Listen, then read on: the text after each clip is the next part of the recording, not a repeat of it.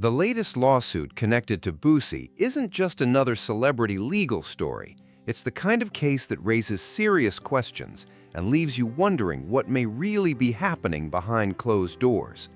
At first glance, you probably wouldn't expect Boosie and the federal government to end up at the same conversation. But trust me, this situation changes that in a hurry.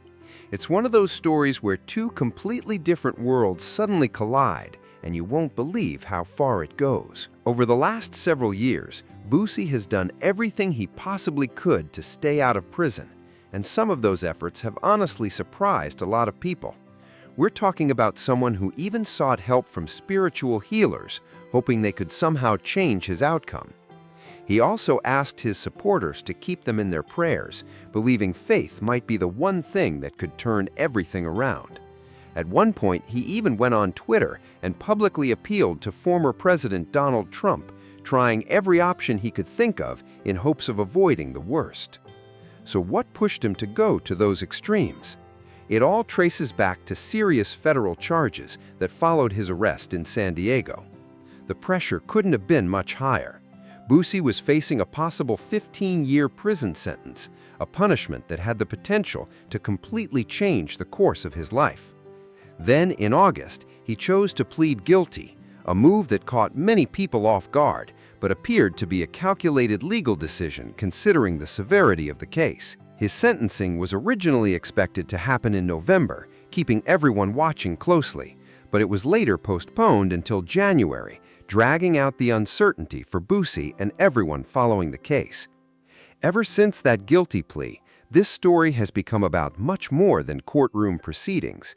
It's about survival, determination, and one man's attempt to fight through a system that many believe can be intimidating, complicated, and incredibly difficult to overcome. What began as a federal prosecution in San Diego has now grown into something far bigger. The case has developed into a story filled with unexpected twists, involving not only Boosie's personal legal battle, but also allegations surrounding government involvement that have sparked even more attention. This isn't just another trending headline. It's a closer look at a side of the system most people never get to witness.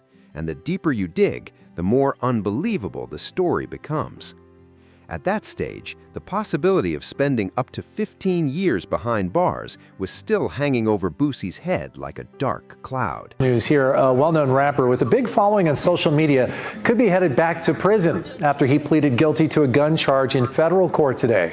Boosie was arrested during a traffic stop here in San Diego 2 years ago. CBS 8's Kelly Hezedal joins us live downtown. Kelly, you were in the courtroom. You also spoke to Boosie. What can you tell us? That's right, and his legal name is Torrance Hatch. Now, a lot of times defendants don't really want to talk to us if they're still going through court proceedings, but he was fine with it. He says he accepts responsibility for what happened, and he's ready to move forward. I want to put it behind me. I want to get it behind me and get on with my life. You know, it's a lot of things this case has stopped me from doing, traveling all across the world, making. So I just want to get it over with and, you know, accept my guilty plea. I'm ready to get over it. Anything you want to say to your fans? Just say a prayer for me. I just need prayer. I don't need nothing else. Yeah. I'm gonna go back in. And his attorney provided us this video of him performing on stage. Now, Hatch, known as Boosie to his fans, now awaits sentencing. He's a father of 9 kids. His fiancée was with him in court today. So some background on this case. It stems from a traffic stop in San Diego in May 2023. Hatch was arrested in Choias View after police found 2 guns inside a vehicle he was riding in. The possibility of a 15-year prison sentence was weighing on Boosie like a massive cloud, and the pressure was becoming impossible to ignore. With that reality staring him in the face, he followed his attorney's advice in September and made a move that could change everything. He arranged a private meeting with 2 well-connected figures, Jack Berkman and Jacob Wohl. These weren't just random contacts. They were men with political influence, powerful connections, and the kind of resources Boosie believed might actually shift the odds in his favor. Jack Berkman stood out the most. He was the head of Berkman and Associates, a lobbying firm recognized for its long-standing ties within political circles. Berkman had built a reputation as someone who could get in front of the right people and make conversations happen where most doors stayed closed. Jacob Woe also brought valuable experience and a network that added even more weight to the discussion. Together, they appear to offer something Boosie desperately needed, a rare sense of hope during one of the toughest moments of his life. By then, Boosie had already accepted a plea deal, signaling that he was willing to take responsibility for part of the case. Even so, his biggest goal was still avoiding a lengthy prison sentence. The thought of spending the next 15 years behind bars was something he simply refused to accept without exhausting every possible option. That September meeting wasn't just another legal consultation. It was a calculated attempt to find any path that could keep his future from slipping away. But the real question was this: how exactly were these two men supposed to help him avoid such a severe sentence? That's where the story starts taking an even more unexpected turn. Boosie was counting on their political relationships, their understanding of how complicated legal systems work, and their ability to reach people with real influence. In other words, he believed this fight would require much more than traditional courtroom arguments. He was searching for someone powerful enough to step in or at least help create a better outcome before it was too late. As his original November sentencing date drew closer, every passing day carried enormous pressure. Every phone call, every meeting, and every decision suddenly felt like it could shape the rest of his life. This had become a battle built on influence, strategy, and survival. The stage was set, and now everything depended on whether these new allies truly had the reach they claimed and whether they could help him avoid spending the next decade and a half in prison. According to the allegations, they presented Boosie with what sounded like an incredible offer. They reportedly assured him they could personally take his case to Donald Trump and secure a presidential pardon on his behalf. They allegedly spoke with complete confidence, insisting there was little doubt the pardon would happen. But what made them so certain wasn't presented as wishful thinking or empty talk. According to the claims, their confidence came from what they described as insider knowledge that had been circulating behind the scenes. By that point, everyone already knew President Trump had granted a number of high-profile pardons. But there was another side to the story. Those pardons weren't simply available to anyone willing to write a check or ask for special treatment. It wasn't as easy as handing someone money and expecting your legal problems to disappear overnight. The process, at least according to these allegations, was far more complicated and operated largely behind closed doors. The claim was that obtaining a high-profile pardon required access to influential intermediaries and lobbyists who understood exactly how to navigate those political channels with discretion. Reporting in the first term about how at the end of it, Trump had this pay-to-play scheme where if you could find a way to give him some money, then he would find a way to pardon the people that you want him to pardon. There was connections between a bunch of rappers have this agent, and those agents have connections to Ivanka or Jared Kushner. And behind the scenes, there was a lot of movement where it was like, hey, we'll give you money. You got to pardon this rap, Kodak Black, Lil Wayne, all these other people, random people who you would think, why is Trump pardoning this person? It's so bizarre. It's so weird. Well, it's because all he cares about is the money. He is deeply, deeply corrupt. It is insane how corrupt he is. So there was reporting on that in the first term, right? And in the second term, once a week or once every other week, you hear this story of Trump pardoning somebody and you're like, he pardoned who? He pardoned who? What are we talking about here? Never mind 1,200 January 6th rioters. Over 400 of them were violent criminals. Over 100 of them assaulted cops. Pardons them. Doesn't care. Because he wants you to know if you commit a crime for him, it's not really a crime. I got your back, right? But that's just one example. You've seen the many examples. So we got some new ones for you. Ready? Trump has pardoned Paul Walzak 3 weeks after Paul's mother attended a $1 million per person Trump fundraiser. Oh, this gets worse, y'all. This gets worse. Ready? This guy went to jail for screwing over nurses and doctors at his nursing homes, taking $10 million from their paychecks to buy a yacht. Now, if you really stop and think about it, this alleged arrangement almost sounds like it was designed to benefit one side from the very beginning. Picture someone offering desperate people the chance at a presidential pardon in exchange for a $50,000 payment. The catch was that the entire amount had to be paid up front. But if no pardon was ever secured, only half of the money would supposedly be returned, leaving the other $25,000 gone. There were no guarantees of success, only a promise that an effort would be made.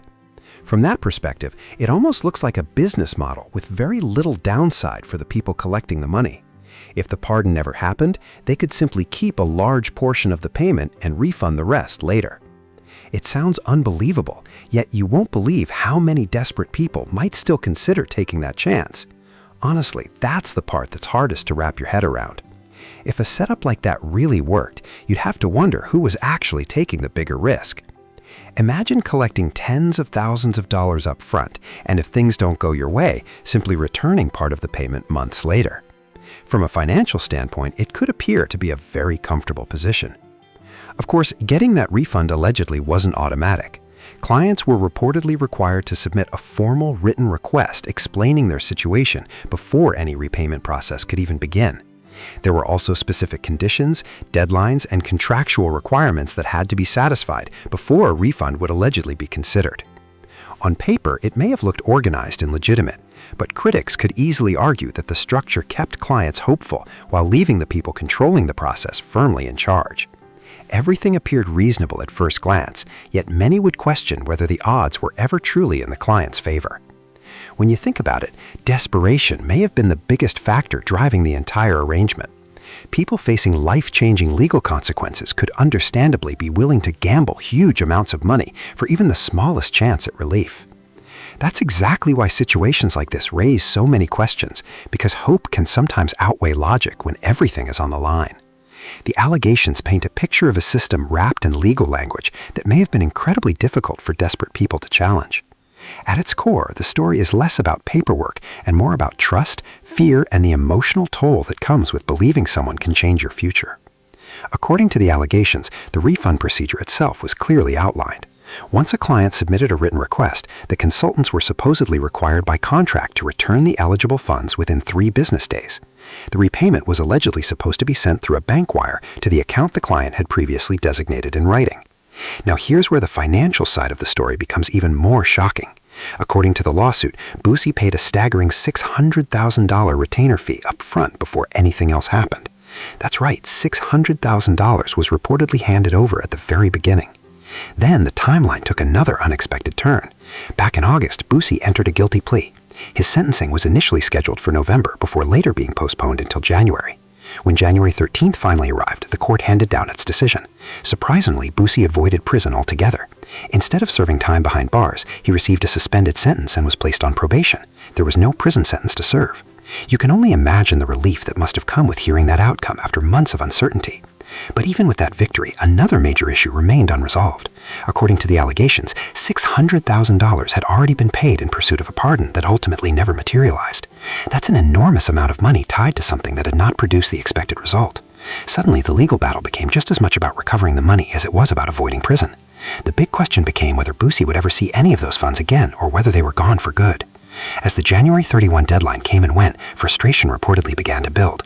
According to the lawsuit, Boosie believed he had fulfilled every obligation required under the agreement and expected a $300,000 refund. From his perspective, the deadline had expired and it was time for the contract to be honored. But when he reportedly requested the money, the situation took another dramatic turn. Instead of receiving the refund, he was allegedly told it couldn't be paid. No matter how strongly he pointed to what he believed the agreement required, the money was reportedly never returned. The explanation, according to the allegations, wasn't simply that they refused. They claimed the company no longer had the financial ability to issue the refund because it was bankrupt. Just like that, the response allegedly became, "We don't have the money anymore." You can imagine how frustrating that must have been if those allegations are accurate. After expecting to recover a substantial amount of money, he was instead told the company had collapsed financially. But the story didn't stop there. Berkman and Associates later released a public statement responding to the allegations and explaining their position. According to the firm's statement, there had never been any agreement requiring them to refund half of the fees. They denied that any written provision or contractual clause promising such a repayment ever existed. It was a direct rejection of the allegations presented against them. That response instantly shifted the conversation. By stating that no refund agreement had ever been made, the firm disputed one of the lawsuit's central claims. From Boosie's perspective, if his allegations are accurate, it represented a complete breakdown of trust. Meanwhile, the dispute over the reported $300,000 continued. It's another reminder that when large amounts of money, legal pressure, and competing versions of events collide, the truth often ends up being decided in court rather than in public. In my opinion, one smart move Boosie made was signing the agreement while keeping a copy for his own records. But here's where the story takes another unexpected turn. The contract reportedly contained a major date error, listing January 31, 2025 instead of January 31, 2026. At first glance, that may seem like nothing more than a simple typo, but you won't believe how significant a mistake like that could become if lawyers start arguing over it. Some could view it as a loophole that might allow one side to challenge parts of the agreement altogether. Suddenly, the paperwork didn't seem nearly as airtight as it first appeared. It raised questions about whether the document could be interpreted differently or even challenged in court. The truth is, without seeing every page and every clause, it's impossible to know exactly how much that mistake really mattered. Even Boosie himself may not have fully understood the legal impact at the time. Then the situation allegedly became even more frustrating. According to the lawsuit, Boosie received a text message essentially telling him the company couldn't repay the money because it was bankrupt. Imagine waiting all that time only to hear, "Sorry, we don't have it." That's the kind of message nobody wants to receive after putting so much on the line. But believe it or not, the story didn't stop there. The company later released a public statement, reportedly claiming there had never been an agreement to refund half the money, despite Boosie's allegations pointing to the contract. To many people watching from the outside, it looked like the public narrative had suddenly shifted. Then, when TMZ reached out for comment, another explanation reportedly surfaced. Once again, the story appeared to change depending on who was asking the questions. Looking at everything from the outside, it's easy to understand why Boosie felt like he had been outmaneuvered. Whether it was legal strategy, conflicting interpretations, or something else entirely, the situation became increasingly complicated. Different explanations kept emerging, making it harder for anyone to determine exactly what had happened. What started as a business arrangement had now turned into a dispute filled with frustration, confusion, and competing versions of the same events. Instead of clarity, every new development seemed to create even more questions. The story only became more tangled as time went on. Whenever questions were raised about the money, one explanation was followed by another. First bankruptcy, then claims that no refund agreement had ever existed. After that, another version of events was reportedly shared with TMZ. According to that response, Boosie had no reason to feel cheated because the firm claimed it had worked harder on his behalf than almost any client in its decades of lobbying. That was their position.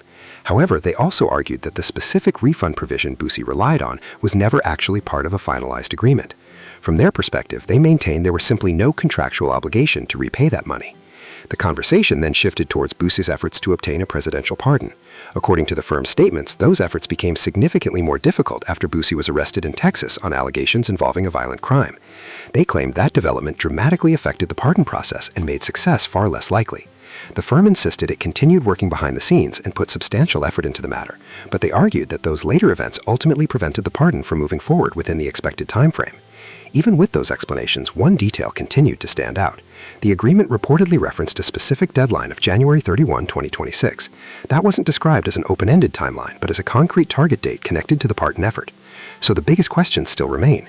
If that deadline existed, why did everything fall apart before reaching it? And if Boosie believed he was entitled to compensation under the agreement, why has the dispute remained unresolved despite such a specific timeline? Cases like this show just how quickly complicated legal agreements can become the subject of completely different interpretations. They also remind us that unexpected events, legal battles, and conflicting accounts can leave everyone involved stuck in years of uncertainty. For Boosie, this lawsuit appears to be about much more than money alone. According to his claims, it's also about accountability, trust, and whether promises made behind closed doors were ever meant to be honored. And as this chapter comes to a close, it's clear the controversy extends far beyond a contract or the pursuit of a presidential pardon.